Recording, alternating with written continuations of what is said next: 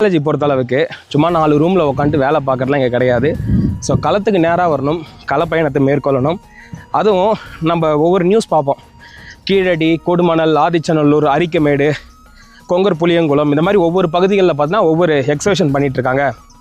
அதில் நிறைய பானை ஓடுகள் கிடைக்குது, நிறைய சங்கு வளையல்கள் கிடைக்குது. அதே மாதிரி பார்த்தீங்கன்னா நிறைய பாட்ரி நிறைய இருக்குது, தமிழ் எழுத்துக்கள் பொறிக்கப்பட்ட பானைகள் கிடச்சிருக்கு. அதே மாதிரி மிருகங்களோட எலும்புக்கூடுகள் கிடச்சிருக்கு. அதெல்லாம் நம்ம படிக்கிறோம்.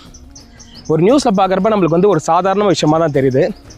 ஆனால் அது களத்துக்கு அந்த ஒரு பயணத்தை மேற்கொண்டு அதை கண்டுபிடிக்கிறதுலாம் பார்த்தீங்கன்னா சாதாரணமான ஒரு விஷயம்லாம் கிடையாது, ரொம்ப கஷ்டம். அதுவும் வேவாத வெயிலில் நமக்கு அந்தளவுக்கு எக்ஸ்பீரியன்ஸ்லாம் கிடையாது. இப்போ தான் நம்ம தொல்லியல் பயணத்தை ஸ்டார்ட் பண்ணிகிட்ருக்கோம். ஆனால் ஒரு 5 கிலோமீட்டர் தான் நடந்து இந்த பிளேஸ்லாம் பார்க்கும்பொழுது என்னடா இது இப்படி இருக்குது, இதில் எப்படி அந்த காலத்து நம்மளுக்கு பண்ணாங்க அப்படின்னு நினைக்கிறப்பே ரொம்ப பிரமிப்பாக இருக்குது. நம்மளோட முன்னோர்கள், அதாவது நம்மளோட தமிழ்நாட்டு ஆர்கியாலஜிக்கல் துறையை சார்ந்தவர்கள் நம்ம தமிழ்நாட்டில் நிறைய விஷயங்கள் கண்டுபிடிச்சிருக்காங்க. குறிப்பாக பார்த்தீங்கன்னா நிறைய கல்லாயுதங்கள் கொடுத்துருக்காங்க.